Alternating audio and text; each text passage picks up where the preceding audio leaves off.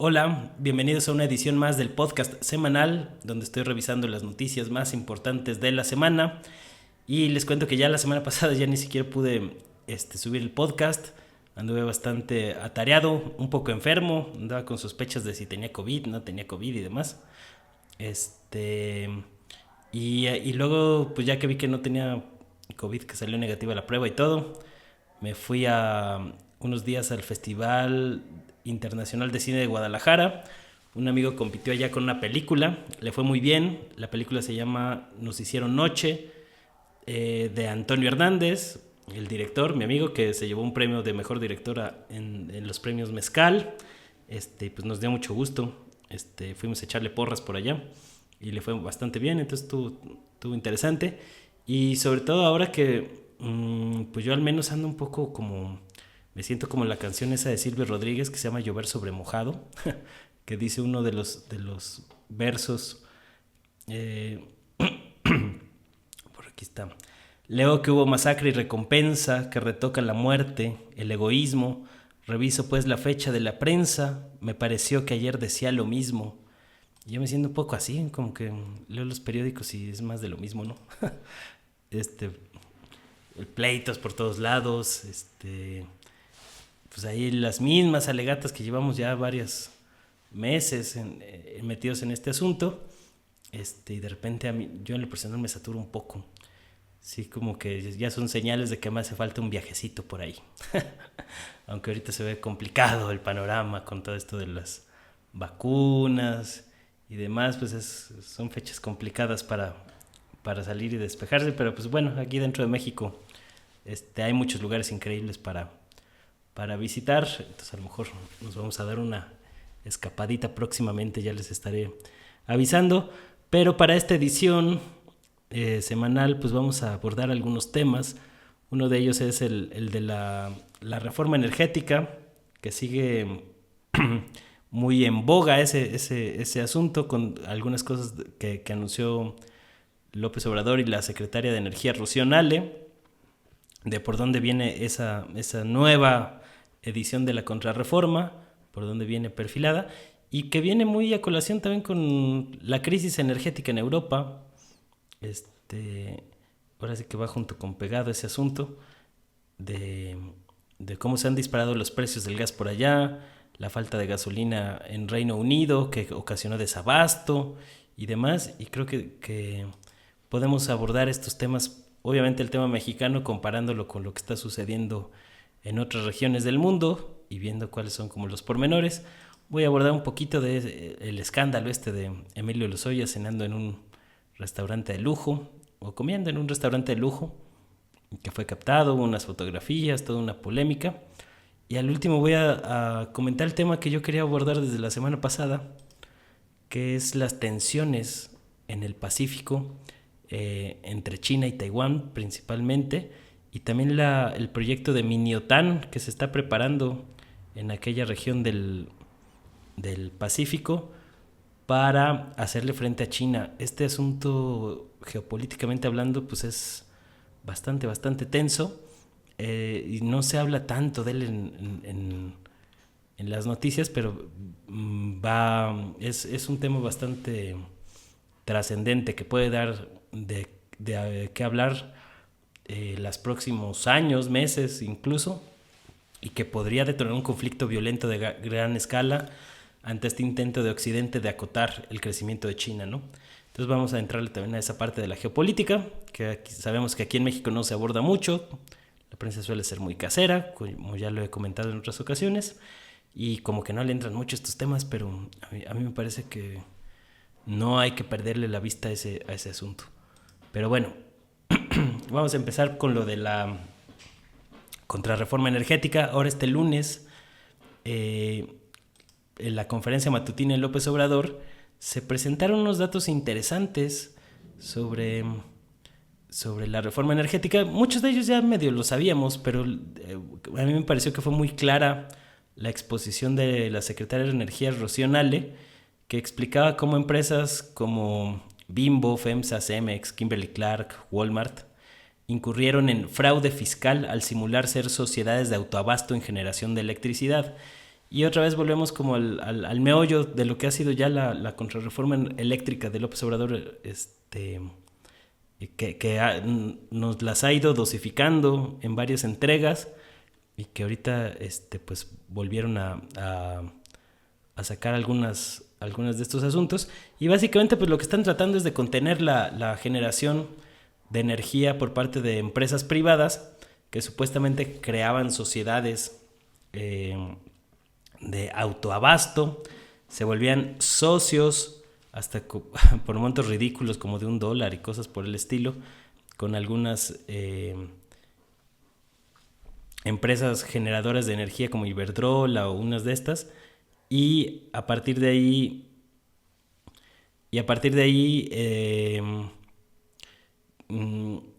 recibían pues la electricidad a un precio mucho más barato de lo que cuesta normalmente con la Comisión Federal de Electricidad, y esto se debe a que no pagan los costos de transporte. Es decir, cuando se genera esta electricidad por parte de empresas privadas, el costo de subirla a la red eléctrica y transportarla hasta el lugar donde están las tienditas de Oxxos, por ejemplo, que fue todo un tema, pues esa parte del costo la termina absorbiendo el Estado mexicano. Entonces de alguna manera se está subsidiando a grandes empresas como Walmart, Bimbo, FEMSA, y eso explica también pues la molestia de estos grupos de las élites empresariales por la contrarreforma que pretende regular esta situación. Por ahí Nal estaba explicando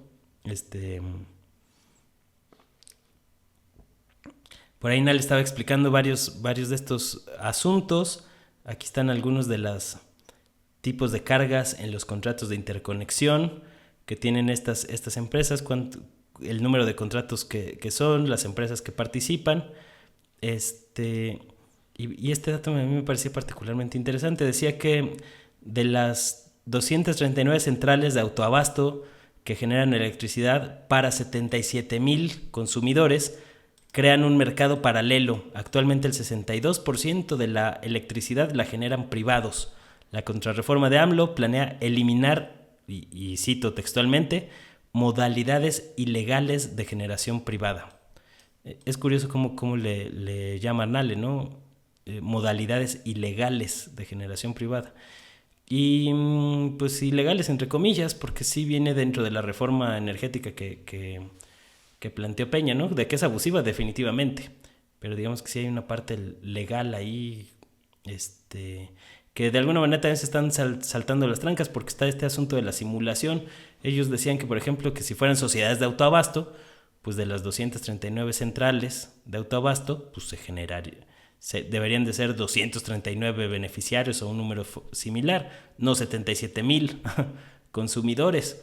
Es decir, que lo que ocurrió fue que se creó un mercado paralelo de la electricidad para beneficio de las cúpulas empresariales, a expensas de la Comisión Federal de Electricidad, porque recordemos que este asunto de que los privados generen energía con las renovables como la eólica, la solar, son intermitentes, no son continuas todo el tiempo, sino que dependen de la cantidad de sol o de viento que haya, y para, digamos, mantener estable la red eléctrica se tiene que echar a andar plantas de gas o termoeléctricas o de otro tipo que permitan mantener los niveles estables, y todos los costos que eso genera son absorbidos por el Estado. Es decir, la reforma energética de Peña Nieto dejó en una condición muy ventajosa a estas grandes compañías a las que se les está subsidiando la luz. Ese es el tema de fondo, ¿no? Muchos no lo quieren decir así o por ahí lo tratan de maquillar con retórica legaloide, para tratar de confundir a la gente y decir otro tipo de cosas. Pero ese es el trasfondo del asunto, que estamos subsidiando la luz a estas grandes empresas, ¿no? Que no pagan los costos de transmisión. Entonces, pues, lo que plantea la reforma de López Obrador es cambiar esta gráfica que del 62% de electricidad de generadores privados y 38% que actualmente está generando la CFE pase a 54% para la CFE, que también pues es increíble cómo hay toda una retórica ahí en los medios corporativos de decir que la CFE quiere el monopolio de la electricidad, cuando pues nada más están aspirando en esta contrarreforma u última entrega de la contrarreforma eléctrica de López Obrador a un 54%.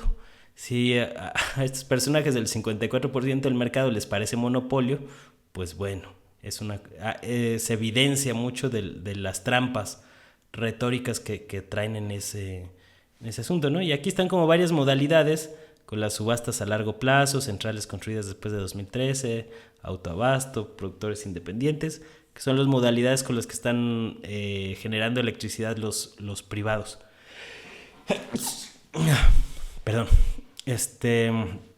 Y bueno, el caso es ese. Yo les recomiendo que le echen un ojo directamente a la conferencia matutina, donde Nale explica con detalle cómo funcionan estas cosas. De hecho, pues aquí viene si ustedes le dan al video del 11 de octubre de 2021 de las conferencias matutinas, hay todo un apartado aquí que es informe sobre la reforma eléctrica.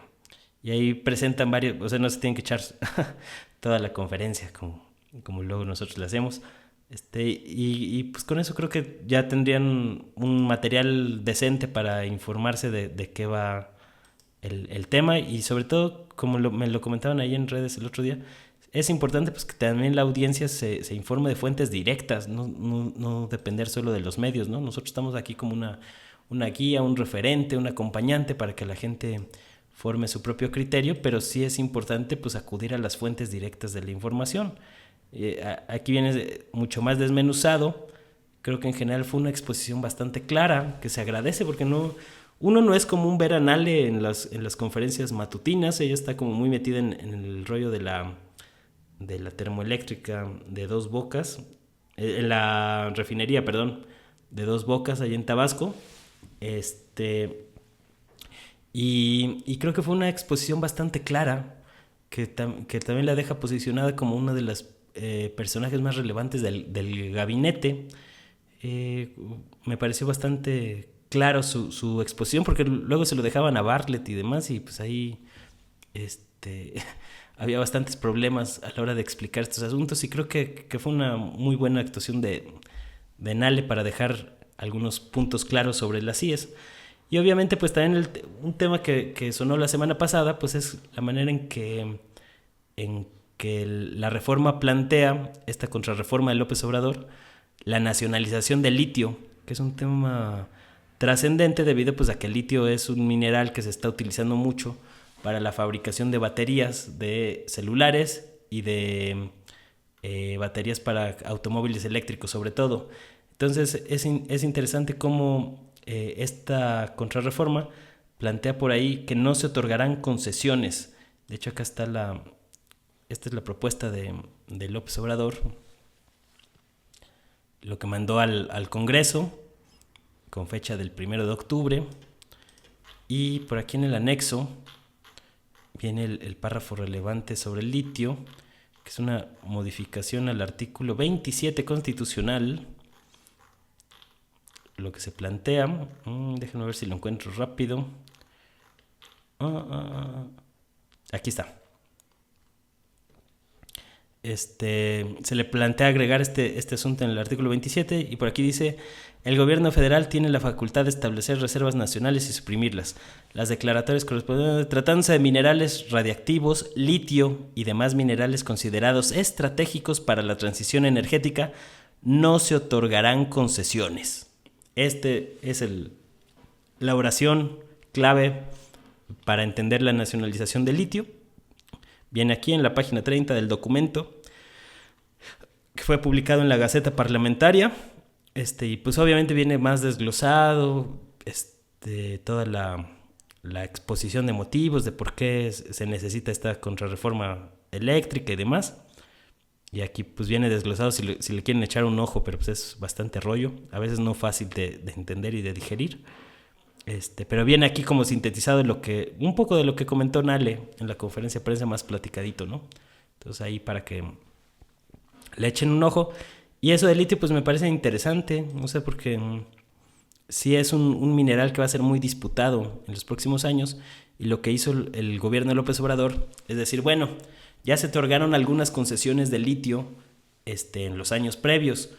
Esas concesiones, si ya se están trabajando en términos de exploración y producción, se van a respetar. Se hablaba más o menos de 8 concesiones de este tipo. Pero pues las que nada más se otorgaron y que están especulando y tratando de vender esa concesión a otras empresas, se les van a quitar, se van a cancelar, con el objetivo de que el litio se quede para uso exclusivo de la explotación del Estado mexicano, lo cual me parece interesante y me parece muy bien, porque sí es un recurso estratégico que va a generar mucho ruido en años futuros. Ya hay muchas empresas disputándose ese asunto, y México, pues digo, no es el país que más tiene reservas de litio, pero como se ha llegado a manejar ahí en la prensa de manera bastante rara, pero sí tiene sus buenas reservas. Este es un informe que muchos han citado en los últimos tiempos, que es el texto es del Servicio Geológico de Estados Unidos, con datos de 2020 y 2021, fue publicado este año, y ahí mencionan cómo están las reservas mundiales de litio. El país, acá es en este parrafito, que no está presentado muy bonito, que digamos, pero aquí vienen los datos, ¿no? El país que más tiene reservas de litio es Bolivia, con 21 millones de toneladas. Le sigue Argentina, con 19.3 millones. Chile, con 9.6 millones de toneladas. Y ya luego vienen otros países: Australia, China, Congo, Canadá, Alemania, México, con 1.7 millones de toneladas en 9º lugar, y después la República Checa, con 1.3. Y hay otros países con un poquito menos, ¿no? Pero digamos, México sí está dentro de los 10 primeros lugares en reservas probadas de litio. Podría haber más, lo que pasa es que no era un mineral que se investigara tanto hasta hace poco, y pues a lo mejor todavía hay mayor número de reservas, sobre todo en la zona de Sonora, Chihuahua, por allá, que es en donde sabemos que existen ahorita los yacimientos más importantes de este asunto. Entonces, pues bueno, en eso quedó la reforma energética. Me parecen interesantes los términos en los que ha quedado, y que viene muy a colación pues con toda la crisis del gas en Europa. O sea, a mí me ha llamado mucho la atención este asunto. Uno, por la cobertura que hemos visto en los medios, ¿no?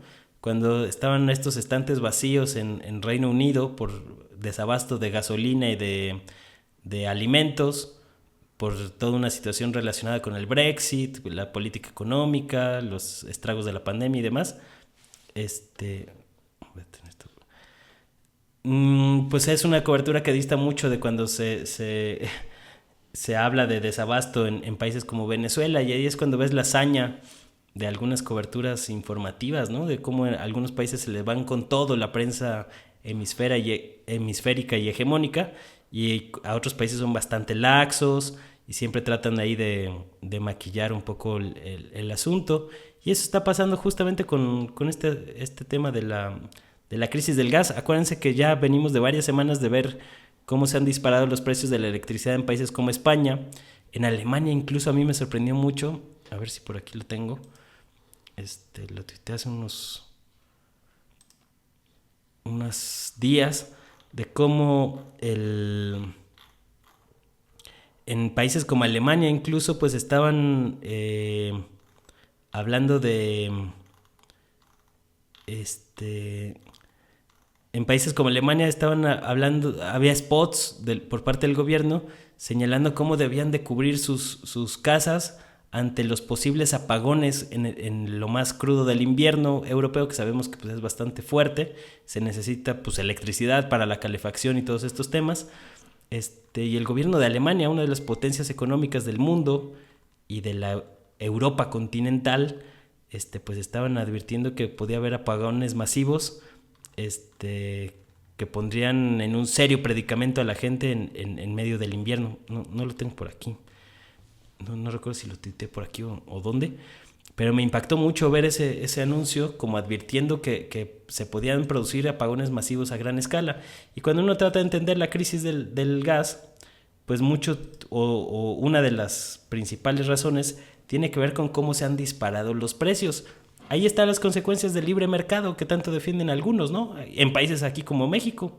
Vean cómo se dispararon los precios del 31 de diciembre de 2020 a octubre. Se disparó 670% el precio del gas. Mucho se explica por un aumento en la demanda en toda Europa, luego de pues, todos los efectos de la pandemia que también han tenido que ver.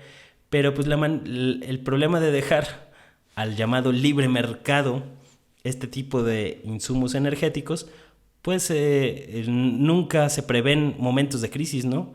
O sea, pareciera que para el libre mercado, como le llaman los neoliberales, no existieran los momentos de crisis en que se disparan los precios y te meten en una crisis tremenda. Aquí en México lo vivimos a principios de año igual, cuando se dispararon los precios del gas, en Estados Unidos por la nevada esta que hubo en Texas, y pues una buena parte del país, de los estados del norte, se quedaron sin luz porque pues ya no había forma de adquirir ese gas con las heladas, ¿no? Entonces, pues, ¿cómo se revirtió aquí el problema? Pues tuvieron que echar a andar otra vez plantas de carbón y de estos energéticos sucios que le llaman los que traen agenda con este temita de las energías renovables, para tratar de hacer negocio. Y yo por ahí lo comentaba, o sea, el problema yo no tengo bronca con las energías renovables. Ojalá que el mundo fuera transitando hacia fuentes más limpias de energía en medida de lo posible. Pero lo que sí estoy definitivamente en contra es que se use este asunto de las energías renovables como instrumento de coerción contra algunos gobiernos específicos, como instrumento de presión y para hacer negocios, porque al final de cuentas es lucro lo que se está persiguiendo. Por eso nunca se habla de otras fuentes de energía, ¿no? Como la geotermia, que hace poco estuve en una zona cerca ahí de la planta de los azufres en Michoacán, que es una de las plantas geotérmicas más grandes del país. Y de las hidroeléctricas, pues de estas energías renovables nunca se habla. La hidroeléctrica, por ejemplo, que es la más efectiva, nunca se menciona porque no es negocio de privados. Entonces las que se fomentan en los grandes medios corporativos pues es la eólica, la solar, la fotovoltaica, pero pues realmente es una lógica de negocio, no tiene tanto que ver con que les importe el medio ambiente, ¿no? Entonces a mí ese tipo de hipocresía sí me molesta. Y parte de la crisis de ahorita en Europa se debe precisamente a que tuvieron una baja producción de energías renovables este año. Precisamente yo tengo mi hipótesis, todavía no la he podido comprobar, de que pues por todo el tema que trajo consigo la pandemia. Recordemos que la pandemia bajó mucho, hubo una baja sustancial en el suministro de los energéticos. ¿Por qué? Porque ya no era negocio. Entonces, en muchos países, pues esto está provocando la caída o que se hayan disparado los precios de los energéticos. Aquí en México también estamos viviendo un repunte de los precios del gas convencional, digamos. Pues ha habido manifestaciones. La Ciudad de México lleva 2 días de paro de algunos gaseros que se han visto afectados porque el gobierno intervino para meter mano a impedir que se sigan subiendo los precios. Y aquí está pues como muy clara la disputa esta que existe entre los neoliberales y los nacionalistas, ¿no? De hasta qué punto debe de intervenir el Estado en estos asuntos.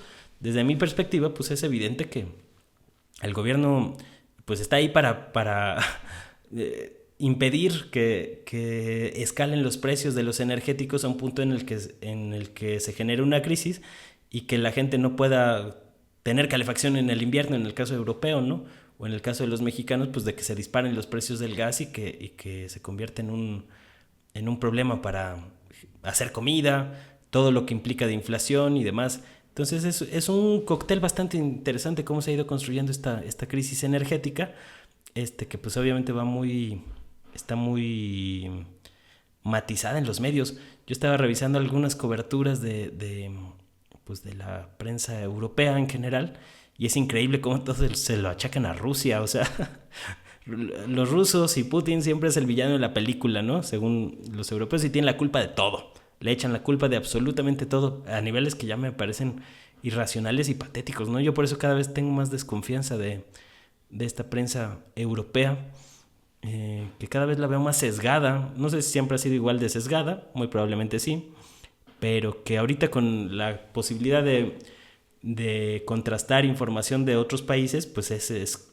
para mí es muy notorio el sesgo que hay sobre muchos de estos temas, ¿no? Si ustedes se fijan, pues la cobertura sobre el desabasto en Gran Bretaña fue mínima. O sea, yo no vi un escándalo día y noche que te lo pasaran en las noticias, los estantes vacíos, como llega a pasar en el caso de Venezuela, de Cuba, ¿no? Acá no, acá todo se trató de maquillar, e incluso había mucha gente, sobre todo afines a la derecha, que justificaban eso, ¿no? Y decían, no, bueno, pero es muy diferente el desabasto en Venezuela y en Gran Bretaña, en Reino Unido, porque son otras causas y tú estás mal informando. O sea, el punto es que hubo desabasto por una situación o por otra, los efectos son los mismos, ¿no? Entonces ese intento discursivo de ya querer proteger o tratar de decir que cuando hay desabasto en Reino Unido es un desabasto bueno o una escasez buena, porque es del lado de las potencias, pues ya me parece un disparate brutal, ¿no? O sea, hay que decir las cosas como son y tratar de explicar los porqués, pero pues están muy cortos en todo este asunto en la prensa hemisférica, y pues es de llamar la atención. Pero bueno, vamos a pasar rápido a otro tema, que tiene que ver con la polémica foto de Emilio Lozoya, el exdirector de Pemex, criminal confeso, comiendo plácidamente en un restaurante de lujo en las lomas de Chapultepec, un restaurante chino conocido como Hunan, y pues ahí dándose la gran vida con vino y demás, cuando debería estar en la cárcel, y que pues obviamente desató una oleada de críticas. Primero tuvo toda una polémica que yo la verdad ya me la ahorré, de que si era la foto original, que si no sé cuánto, que explica también pues las dudas que hay sobre estos temas, ¿no? Y más porque la comunicadora, digamos, que publicó la foto, que se llama Lourdes Mendoza, pues era una de las mencionadas por Lozoya en su declaración de haber recibido sobornos y una bolsa Chanel carísima por órdenes de Luis Videgaray, ¿no? Entonces ahí, digamos, había un asunto, una rencilla ahí también personal, y estaba la polémica si era la foto, si no era la foto, si se había tomado. Hasta donde nos quedamos ahorita, pues parece que sí estuvo comiendo este polémico personaje en un restaurante lujosísimo ahí en Las Lomas, muy quitado de la pena, como si nada hubiera pasado. Y obviamente pues eso detonó una serie de críticas. Incluso por ahí López Obrador le preguntaron y salió a criticar ese asunto, ¿no? La Fiscalía General de la República, para no variar, pues ahí publicó un escueto comunicado diciendo que Emilio L. sigue siendo procesado y los tiempos judiciales otorgados para aportación de pruebas terminan el 3 de noviembre. O sea que le queda muy poquito tiempo para aportar las pruebas y ya ver cómo se dirime ese caso, ¿no? Pero el apapacho de parte de la Fiscalía General de la República con Lozoya pues ha sido de llamar la atención y ha generado mucha indignación, y yo creo que es lo lógico, ¿no? Que esas cosas pasen. Es increíble que un personaje que hizo tanto daño al país pues ande ahí tan libremente cuando no han caído otros personajes relevantes. Por ahí está el senador Lavalle del PAN, que también es otro de los detenidos en este caso, pero pues es un personaje menor en toda esta trama de corrupción que se destapó tras la extradición de Lozoya a España, y que empezó a cantar y a decir cómo se pagaban una serie de sobornos para la aprobación de la reforma energética, que viene muy a colación, porque ahorita también he leído mucha gente pues ahí en redes, los opinólogos, estos mediocres, los del lobby energético, que curiosamente no me he peleado con ellos últimamente, pero pues todos estos personajes andan ahí atizándole duro a tratar de posicionar los logros de la reforma energética de Peña Nieto, que pues para usted y para mí no hubo ningún logro absolutamente. Como ya lo vimos, fue para las cúpulas empresariales que se benefician porque ahora les estamos subsidiando la luz, pero para la gente de a pie, para el pueblo, pues usted pregunte entre sus conocidos a ver si le mejoró el precio de la gasolina, del gas, de alguna de estas cosas, y pues es evidente que no. O sea, fue parte de una farsa, ¿no? Y curiosamente, pues muchos de esos personajes que aprobaron la reforma energética y que aplaudían la reforma energética, ahora están muy indignados por el caso Lozoya, eso sí, y eso a mí me parece una muestra de hipocresía brutal, porque, por acá lo puse, ¿no? Emilio Lozoya es indefendible. Llevo años siguiendo la pista a sus fechorías y exigiendo que se haga justicia. Debe ir a la cárcel, pero ahora resulta que los conservadores que protegieron a Lozoya y fueron tapadera de la reforma energética de Peña, ahora se indignan. Farsantes. Y yo por aquí recordaba una anécdota de cuando yo andaba cazando a Lozoya para entrevistarlo para un reportaje que hice sobre ahí los negocios chuecos de la importación de gasolina, millonarios, negocios chuecos de la importación de gasolina. Me acuerdo muy bien que yo fui a la Cámara de Diputados en 2014 a cazar a Lozoya, porque Lozoya pues nunca te iba a dar una entrevista, ¿no? Era un personaje muy oscuro y que desde el principio del sexenio sabíamos cómo se manejaba, o sea, no era ninguna sorpresa para quienes venimos siguiendo la pista de estos temas desde hace ya muchos años. Entonces yo fui a la comparecencia de la Cámara de Diputados y se hizo justo a la misma hora en ese 2014, tenso, que o estaba todavía el tema de la reforma energética. Todavía se estaban procesando las leyes secundarias de la reforma energética. Y se hizo esa comparecencia a la misma hora que jugaba México contra Camerún en el Mundial del 2014, para que nadie se enterara. O sea, así operaban los del PRIAN. Te hacían una comparecencia de un personaje importante justo en un momento específico para que nadie se enterara. Y yo me acuerdo muy bien de ese tema porque pues es el único partido de México en un mundial que yo no he visto o que no pude ver, de los que a mí me han tocado atestiguar en vivo y en directo, precisamente porque yo andaba ahí cazando entrevistas con este infumable, ¿no? Entonces pues a mí sí me da mucho coraje que los que antes le aplaudían todo a Lozoya y eran tapadera, pues ahora se indignen tanto, ¿no? Y de Lozoya se sabían los manejos turbios desde que tomó las riendas de Pemex. ¿Por qué en ese entonces los próceres de la derecha no se indignaban? Porque Lozoya les era funcional para el saqueo. Ahora que dijo cosas incómodas, lo traen atravesado. Es indignante que un criminal confeso como Emilio Lozoya ande tan apacible en un restaurante de lujo después del daño que hizo. Llevo semanas criticando la labor de la Fiscalía y del fiscal Hertz Manero por lo mismo. De acabar en fiasco este caso, como se prevé o se perfila, será un gran descalabro para la 4T. Pero ahora resulta que los del PRIAN patalean por la libertad de Lozoya cuando fueron cómplices y tapadera de sus fechorías. Si tan indignados estaban, hubieran actuado en consecuencia para tratar de impedir el saqueo. No ocurrió. En medios vimos lo mismo, lo protegieron. Lo que molesta es que la indignación en medios sea tan políticamente selectiva. Lozoya siempre fue un criminal. Las atrocidades que hizo en Pemex estaban a la vista de todos. Bastaba investigar un poco. Como se repartió mucho dinero con la reforma energética, muchos callaron. Me molestaron mucho las fechorías de Lozoya y compañía. También me molesta el apapacho que le ha dado la Fiscalía General de la República en tiempos de la 4T, contrario a la lucha anticorrupción que tanto se cacareó y de la que cada vez se habla menos. La sed de justicia no tiene colores partidistas. Y pues esta es más o menos mi postura y mi visión del tema, ¿no? O sea, a mí me molesta me molestó que pasé 2 años de mi vida investigando este asunto de la importación de gasolina en Pemex, en el contexto de la reforma energética, que a mí me parece uno de los atracos más grandes en la historia de este país, ¿no? O sea, si uno le rasca todos los atracos que ha habido en Pemex, sobre todo, en Pemex y la Comisión Federal de Electricidad, que van muy junto con pegados, pues yo sí creo que podríamos hablar del saqueo más grande de la historia de este país, incluso más que el Fobaproa, más que cualquier otro que usted me diga. Lo que pasa es que no se ha documentado en su justa dimensión. Yo creo que ese todavía es un pendiente que tenemos los periodistas en estos temas. Obviamente no es una cosa fácil documentar la magnitud real del saqueo.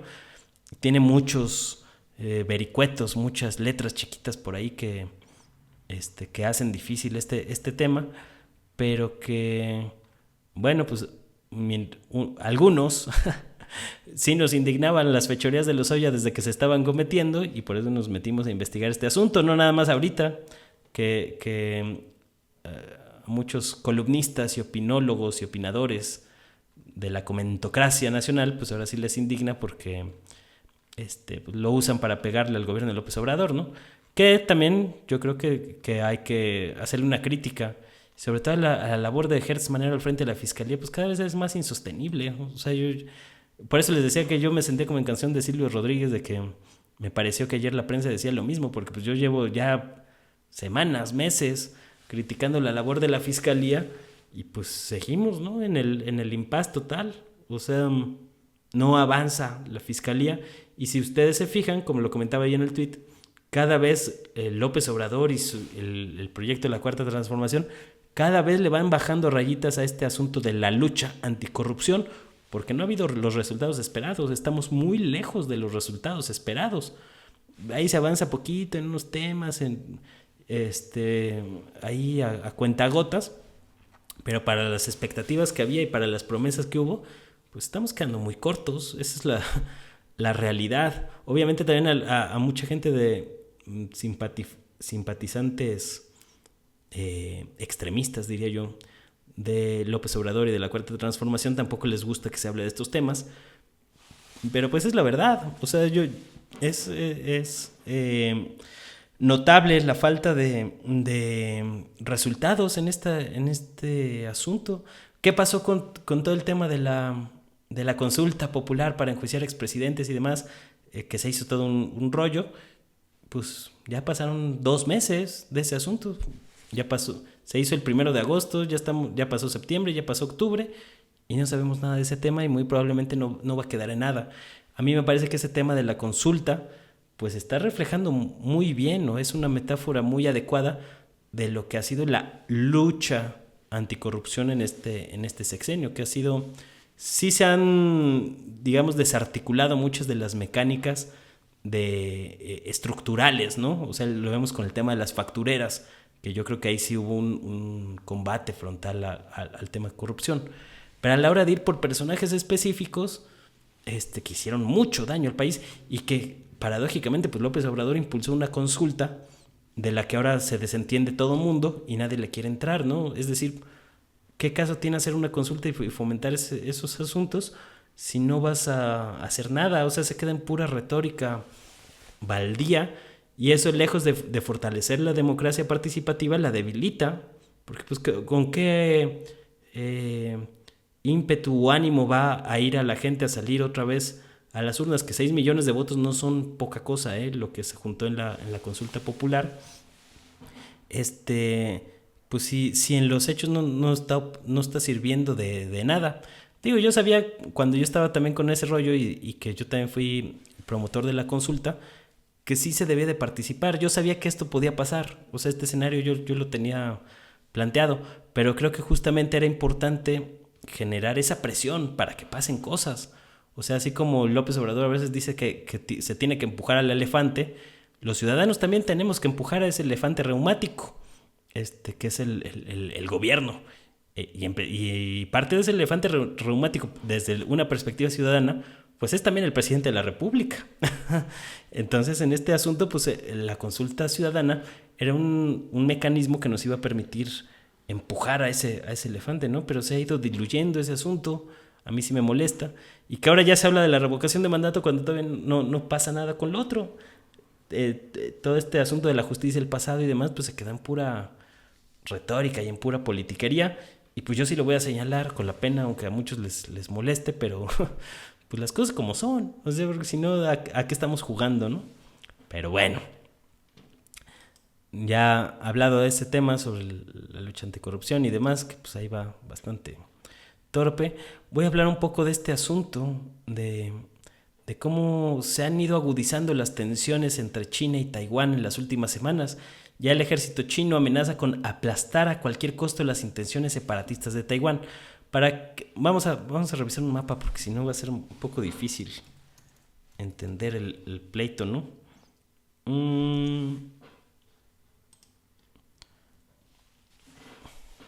Miren, esta es la isla de Taiwán, que es una región que oficialmente pertenece a China, pero que históricamente se ha manejado de manera más o menos autónoma. Es muy importante ver cómo está el mapa.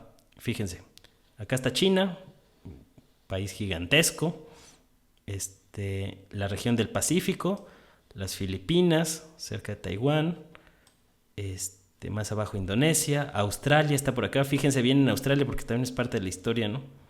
Ahorita vamos a ver qué tiene que ver Australia en este asunto. Japón, cerca de aquí, Corea del Sur. Recordemos que Corea del Sur, Japón, Australia son 3 de los principales aliados de Estados Unidos en esta región del Pacífico. Y obviamente Taiwán pues es parte de la zona de influencia de China. Pero en los últimos años hemos visto muchas tensiones en toda esta zona del Pacífico, porque se ha convertido en el nuevo epicentro del mundo en términos geoestratégicos. Recordemos que después de la Segunda Guerra Mundial, los países occidentales firmaron un tratado que era la Organización del Tratado del Atlántico Norte, la OTAN, que buscaba frenar pues el avance comunista de Rusia, ¿no? Digamos del bloque soviético que había partido de Europa más o menos para esta altura, la famosa cortina de hierro. Y la OTAN pues se construyó como un pacto de las potencias del Atlántico Norte, es decir, Estados Unidos, Canadá y Reino Unido principalmente, Francia, como un bloque geopolítico que contuviera la expansión del bloque soviético encabezado por Rusia, ¿no? Entonces digamos que esta zona del Atlántico, después de la Segunda Guerra Mundial, se convirtió en el epicentro del mundo, en términos geoestratégicos. Los primeros vuelos interoceánicos pues ocurrieron en el Atlántico, vuelos comerciales me refiero sobre todo. El intercambio de productos y de mercancías en esta zona, las exportaciones, importaciones, pues fue en donde estaba el meollo del asunto, ¿no?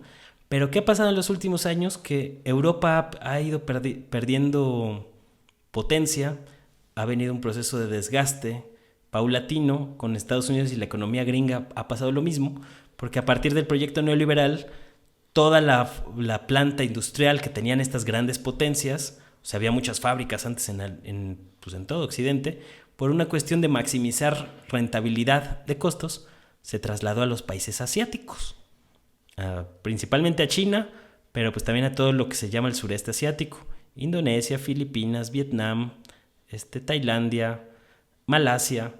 O sea, si ustedes se fijan, casi cualquier producto manufacturado hoy en día pues proviene de esta región del mundo. Entonces el crecimiento económico de las potencias asiáticas ha hecho que el epicentro del mundo cambie. Ya no es el Atlántico como era antes, sino ahora es el Pacífico, la zona en donde se juega el comercio mundial. Esta zona se ha convertido en un pilar estratégico. Entonces, a raíz del crecimiento tan grande económico que ha representado China en lo que va del presente siglo XXI, Estados Unidos ha tratado de acotar el crecimiento de esta potencia, y en los últimos meses lo hemos visto de manera más notoria, más contundente, como la OTAN pues está quedando desfasada en términos geoestratégicos. Obviamente todavía juega, porque todavía están tratando de contener un poco a Rusia y a Putin. Ahorita varios temas como lo de Siria, los gasoductos, todo este tema, sí todavía tiene que ver la OTAN. Tampoco hay que descartarlo así tal cual. Pero realmente ahora el conflicto se está pasando acá. En esta zona, pues, potencias como Alemania tienen muy poca influencia, Gran Bretaña tiene poca influencia. Entonces, Estados Unidos está tratando de reconstruir aquí nuevas alianzas para contener el avance de China. Su aliado estratégico, pues, en la zona, pues, es Japón, por excelencia, un país que acabó siendo dominado por Estados Unidos tras haber sido vencedor en la Segunda Guerra Mundial. Australia, que históricamente también es pues es afín al mundo anglosajón, y estos países, además de tratados comerciales y toda esta situación, han alentado mucho el separatismo de Taiwán en la zona, con la esperanza de que se independice de China, y esto representaría un golpe muy fuerte en términos de geoestrategia para el gigante asiático, ¿no?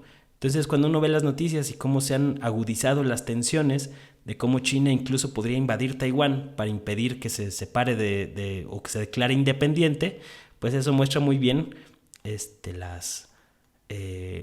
pues las tensiones geopolíticas que se han visto en los últimos tiempos. Y para eso obviamente hay que entender un poquito de la historia de Taiwán. Yo, como soy un apasionado de la historia mundial, que ayuda mucho a entender estos temas, hace poco vi varios materiales. Si ustedes se fijan, fíjense muy bien en cómo es la bandera de Taiwán. Porque ahí está, ahí viene contenido mucha de su historia, ¿no? Y ahorita les voy a explicar por qué. Digamos que cuando todavía existían las dinastías, las antiguas dinastías en China, hubo una primera república china, que era la república del Kuomintang. Hubo una primera república china después de que cayeron las grandes dinastías feudales a principios del siglo XX, que era la República China, la dominación adoptada por el Estado soberano, y que justamente la bandera de esa República China pues era la que actualmente defiende Taiwán. Obviamente esta era una república bastante polémica, que no duró mucho tiempo, de corte pues derechista. Aquí está el fundador del Kuomintang, Sun Yat-sen, primer presidente de la República China y fundador del Kuomintang, que era, digamos, el partido que impulsaba esta primera República China, que tenía algunos aspectos pues de derecha, hay que decirlo, y que se sostuvo durante algunas décadas. La bandera de China hasta ese entonces era la que actualmente es la de Taiwán, fíjense. Es exactamente idéntica.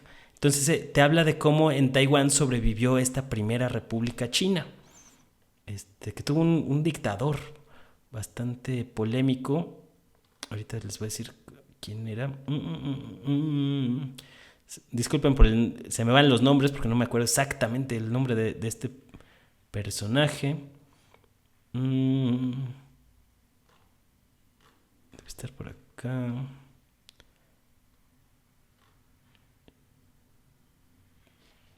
Chiang Kai-shek, quien fue presidente de la República de China.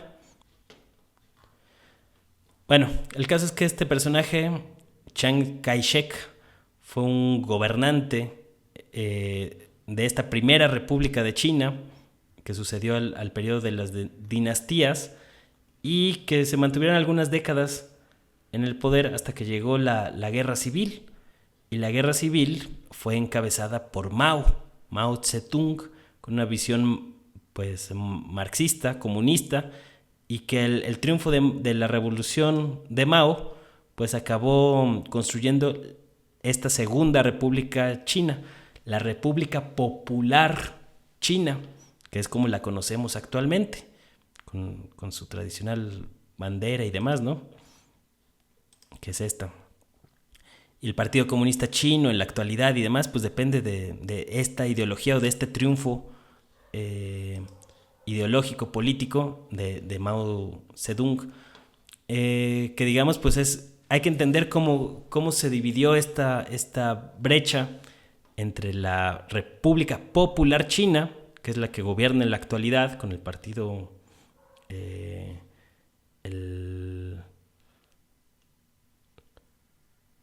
el Partido Comunista Chino, y todos sus órganos de gobierno, y hay que diferenciarla de la primera república China, ¿no? Que digamos tenía otra visión de las cosas, un poco más de derecha. Recordemos que era una época en la que el fascismo estaba de moda, y muchas de estas ideologías de derecha pues también estaban ahí latentes en el contexto cultural chino, y que era más o menos lo que representaba el Partido Nacionalista Chino, el Kuomintang. Acá se pueden echar toda la historia del Kuomintang. Acá está Kai-shek.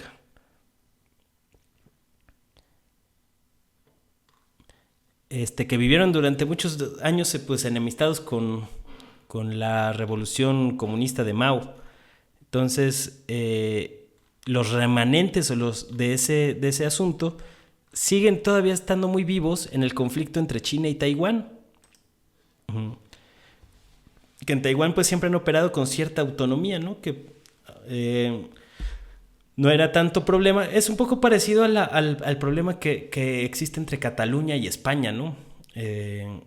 Como ha habido varios intentos de autonomía, pero digamos que en la prensa occidental se castiga al intento separatista de Cataluña, y en cambio en el caso de Taiwán ha sido alentada por parte de Estados Unidos para desestabilizar a China. Ese es el objetivo de este asunto, ¿no? Y lo mismo pasa con Hong Kong. O sea, recordemos que Hong Kong durante mucho tiempo fue colonia británica, regresó a China pues hace unas décadas, y a partir de que China empezó a convertirse en la potencia económica por excelencia a nivel planetario, Estados Unidos ha visto en peligro su hegemonía y ha estado tratando pues ha librado una guerra informática, de inteligencia, en contra de China para tratar de acotarlo, ¿no? Pero el caso es que como ya la OTAN no les era redituable, pues empezaron con una nueva alianza, ¿no? Lo que ahora se le llama el AUKUS. Australia, Reino Unido y Estados Unidos, que les acaban digamos, Gran Bretaña y Estados Unidos le acaban de dar 19 submarinos nucleares a Australia para que incremente su presencia en el Pacífico en caso de que China decida pues incursionar militarmente en su zona de influencia, ¿no? Y precisamente por eso pues llama la atención cómo se han agudizado las tensiones entre Pekín y Taiwán. Por acá el primer ministro de China, Xi Jinping, reitera que Taiwán es un asunto interno chino y asegura que la reunificación con la isla es una tarea histórica que será cumplida. Por eso es importante conocer algo de la historia de China, que a lo mejor ahorita no lo traía tan fresco el tema de toda la cuestión histórica, pero les recomiendo algunos videos de YouTube para que, a ver si encontramos.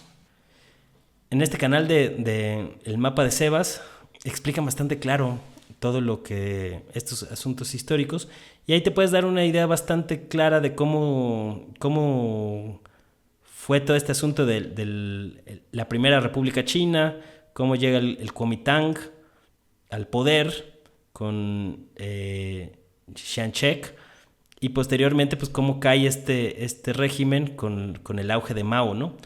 Digamos en 16 minutitos acá te puedes enterar bastante bien a grandes rasgos de qué va el asunto, y obviamente pues para profundizar más pues está Wikipedia, que muchos la desdeñan.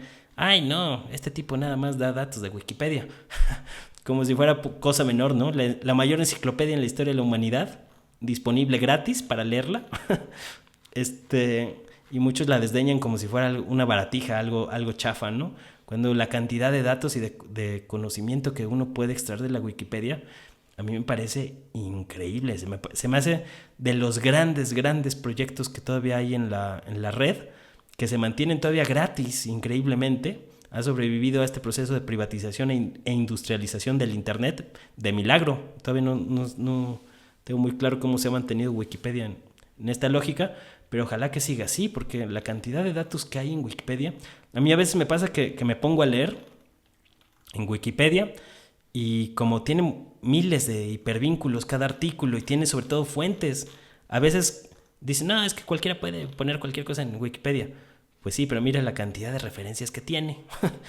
Si tú te quieres ir nada más al aparato crítico a revisar las fuentes, se te abre un universo ahí increíble, ¿no? O sea, hay que saber utilizar Wikipedia. Obviamente no hacer un reportaje periodístico con puros datos de Wikipedia, pues sí, yo te diría que cosa tan mediocre, ¿no? O sea, porque es una muy buena fuente de información, sobre todo para estos datos históricos y demás, pero obviamente pues son verificables, tú lo puedes revisar si no te convence. A mí Wikipedia se me hace una verdadera maravilla que no ha sido lo suficientemente bien valorada, porque ahora vivimos en la sociedad del espectáculo, donde ahora todo es los youtubers, ¿no? Que opinan o hacen cualquier tontería y ya tienen miles de seguidores por hacer tonterías, pero hay un desdén o un desprecio muy importante en esta sociedad de consumo por el conocimiento auténtico, ¿no? Y si tú quieres estudiar y entender la República de China, pues más que hacerte de un libro como más especializado para gente que a lo mejor quiera profundizar más en esos temas, pues Wikipedia te da los datos básicos, ¿no? O sea, si tú dominas bien estos temas y te echas una buena leída, pues esto es casi un pequeño librito con un resumen de la historia de China, con mapas, con hipervínculos, y te permite como ir explorando. Y obviamente todos esos temas históricos, pues es necesario para entender la crisis actual, ¿no? Lo que estamos viendo con la crisis de los submarinos en el Pacífico, pues no se puede entender si no entendemos todo ese contexto histórico, de dónde vienen los problemas, cómo se van surgiendo, por dónde están tratando de atacar y demás. Que aquí está un video de Ina Afinogenova, de RT, que se llama Una mini-OTAN contra China, el propósito del pacto AUKUS y de la crisis de los submarinos. Este video se lo recomiendo también mucho porque te resume de manera muy brillante, diría yo, todo el tema de esta crisis, que curiosamente no se habla en los medios de ella. O sea, como si no existiera este tema, o por ahí sale una que otra cosilla en la prensa hegemónica, pero no quieren que se sepa cómo se está articulando esta nueva mini-OTAN, AUKUS, para contener a China, ¿no? Es muy pobre la cobertura de los medios occidentales y hemisféricos sobre este tema, y por eso creo que es muy relevante este video y este resumen que hace Ina, muy con su estilo irónico que le va muy bien, explicando toda la crisis, ¿no? Ahí está como... Y explicando a detalle temas técnicos de los submarinos y demás, que a mí me parece particularmente relevante para entender estos asuntos. Entonces, pues, si uno va sumando un poquito de aquí, un poquito de allá, un poquito de noticias duras, digamos, un poquito de historia, que hay que entender de historia, y por eso les recomiendo que le echen un ojo al mapa de Sebas, para entender algunos asuntos de cómo fueron cambiando los gobiernos en varias regiones del mundo, rasgos muy generales de la historia. Y miren, por acá hay otro de la historia en Taiwán, que también se pueden echar en 14 minutos, para entender parte de lo que está en juego, ¿no?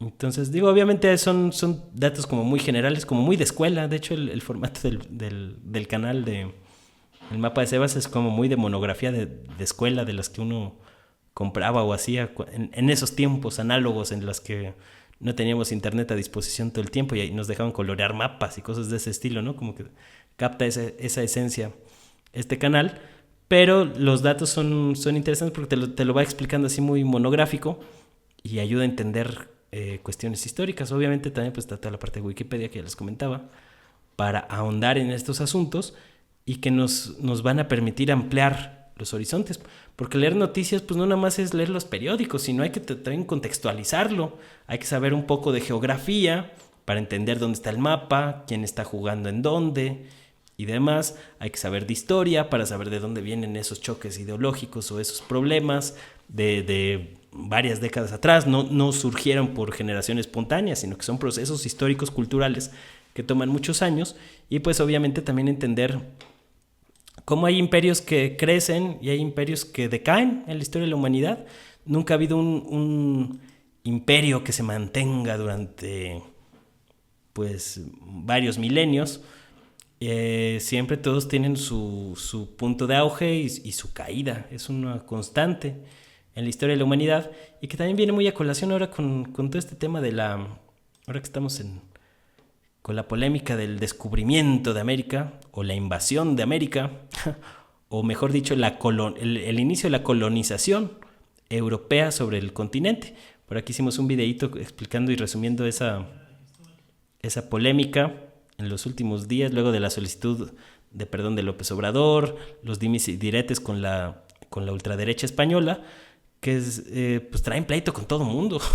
Los de la derecha española ya se pelearon con México, ya se pelearon con Venezuela, ya se pelearon con Estados Unidos, hasta con Biden, ya también le entraron al al pleito, ¿no? Porque hay una disputa por el control de la historia. La historia es también campo de batalla política y la reinterpretación de la historia pues es parte de una disputa política por el control de la realidad.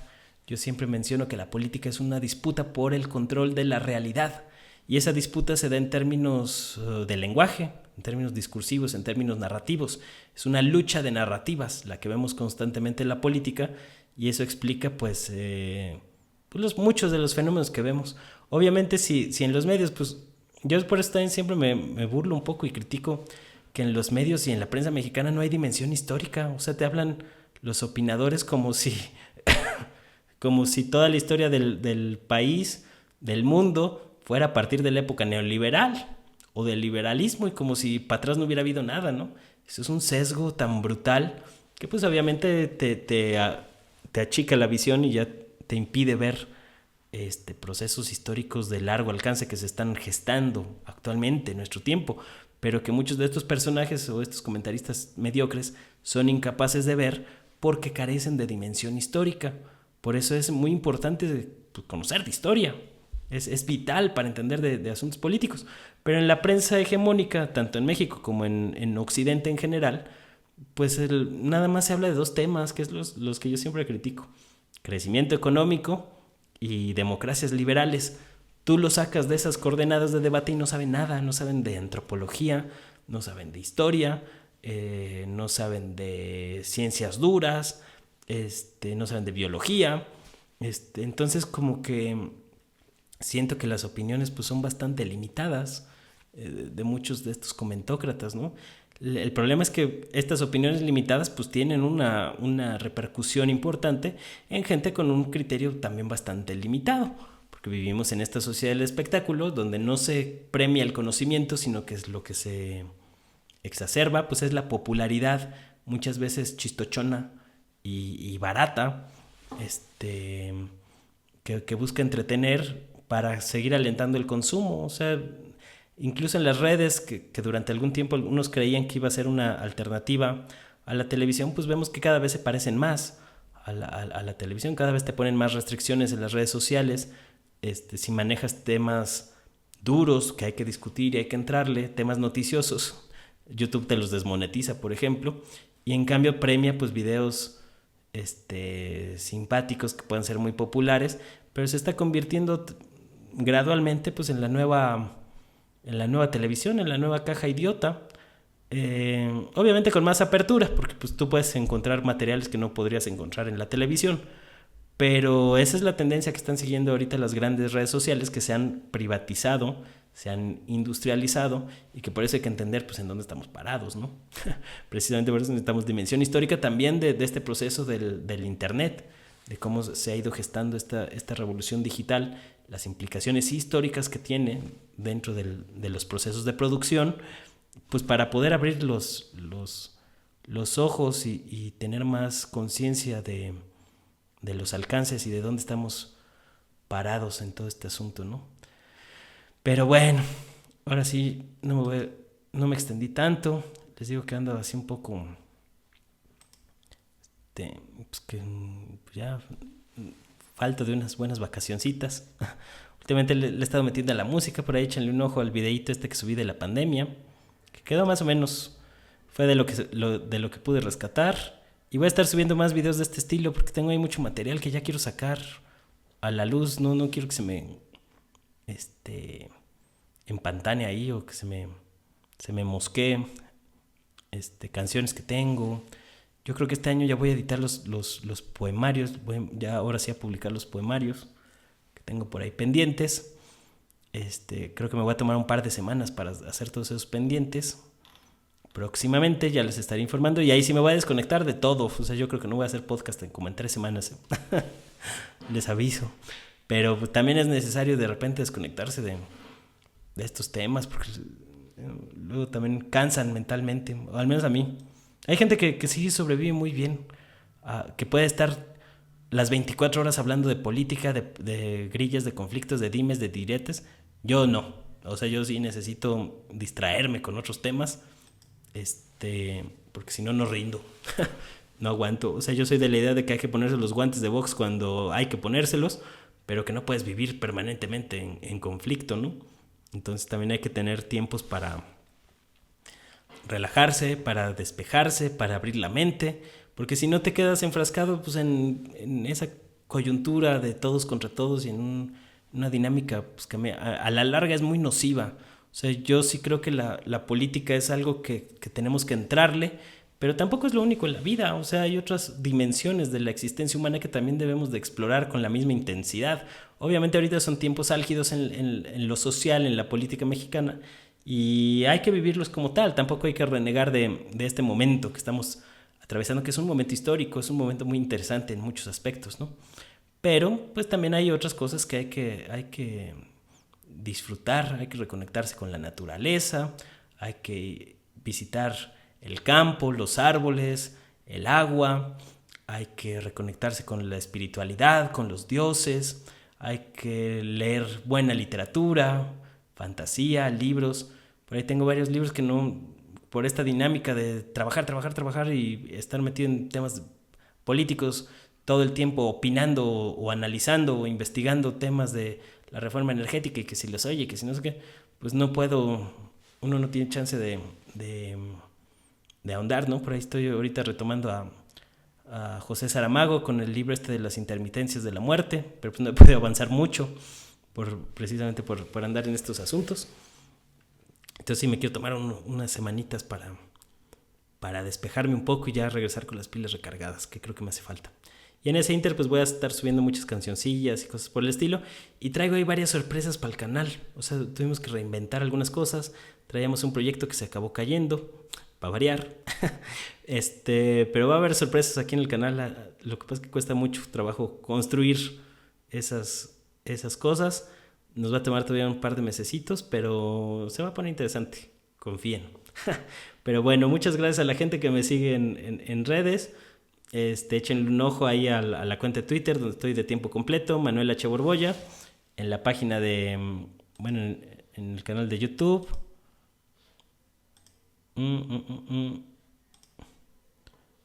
Ahí para que le echen un ojo, Manuel Hernández Borbolla. Pues igual con varios análisis y demás. Y ya iré subiendo otras cosillas. La idea del canal, y les doy un pequeño adelanto, lo que tengo en mente es que voy a generar una especie de pequeñas series sobre diversos temas dentro del canal, o sea que me permitan como ir alimentando el canal, y series temáticas un poco más elaboradas, que es en la parte que estoy atorado y estoy empezando a destrabar por varias vías, y vamos a empezar a manejar materiales un poquito más elaborados, o esa es la intención, a la par de otro tipo de materiales, ¿no? Y les digo, voy a atiborrar un poquito de canciones en estas semanas. Una disculpa para quienes no les gusten las canciones, pero pues les digo que ya no quiero tener ese material que tengo ahí guardado en el cajón, ¿no? Hay que sacarlo para que se muevan cosas, se mueva la energía en general. Y bueno, pues échenle un ojo ahí a Manuel Hernández Borbolla y en YouTube y también en Facebook. En el canal Manuel Hernández Borbolla Periodista, y ahí estoy subiendo continuamente material, otros videitos. Ahí hice algo sobre los papeles de Pandora, como explicando el resumen de qué va la cosa, y pues ahí voy subiendo ahí cosillas, que le fue muy mal en redes, la verdad, sobre el crecimiento económico y el cambio climático. Me tomó varios meses de investigación. Por eso les digo que a veces la investigación pues no es redituable, te toma mucho tiempo y demás. Y pues como que a la gente a veces no le interesan esos temas. A mí me parecía muy interesante cómo las gráficas del PIB mundial, por ejemplo, de la acumulación de riqueza, de la concentración de emisiones de CO2 y de el cambio de la temperatura global, pues todas se disparan a partir de la revolución industrial. Es muy claro cómo repuntan, cómo las gráficas se disparan al alza a partir de este proceso histórico, ¿no? Entonces, si no entendemos ese proceso histórico de la revolución industrial, de la acumulación de riqueza, pues no vamos a entender cosas como la crisis ambiental de la actualidad. Entonces, pues vienen algunos farsantes a tratar de engañarnos, diciendo que si consumimos ahora energías renovables, y seguimos consumiendo como enajenados, productos de la última tecnología y estamos a la moda con los celulares, por ejemplo, que ahora en vez de traer 2 cámaras traen 3 o 4 o 5 y así nos vamos año con año, pues se nos dice, o si cambiamos el coche a gasolina por el coche eléctrico, que así se va a resolver la crisis ambiental y pues los datos dicen otra cosa, ¿no? El problema tiene que ver con la lógica de acumulación de riqueza. Entonces, pues es un tema que no es atractivo. Yo siempre he sabido que no son temas atractivos, pero que hacen falta discutir a fondo estos asuntos, porque aparte nadie en los medios lo hace. Entonces, pues, con la pena, aunque no sean populares, pues yo voy a seguir insistiendo en hablar de lo importante, ¿no? Porque por increíble que parezca, nos desviamos mucho en temas ahí de la coyuntura, pues a lo que va pasando en el día a día, pero los temas de fondo, pues muy rara vez se discuten en los medios y yo creo que es una lógica y una inercia que debemos de cambiar. Entonces, pues en esas andamos. Pero bueno, pues muchísimas gracias por sus comentarios. Ya, como siempre, ahí leí algunos asuntos de que ya me andaban carrereando para hacer un podcast sobre estos temas. Voy haciendo lo que puedo. Me gustaría poder hacer más. Pero pues la vida es compleja. Es difícil. Y luego pues hay unos temas personales ahí que se van atorando, que lo hacen un poco más difícil, pero bueno, pues ahí vamos. El chiste es aguantar en los momentos difíciles y no decaer, no declinar, y mantenerse pues en pie de lucha. Esta carrera es de resistencia y no de velocidad. Pero bueno, muchas gracias a todos por sus comentarios. Me da mucho gusto siempre leerlos. Por aquí andamos y nos vemos hasta la próxima. Chao, chao.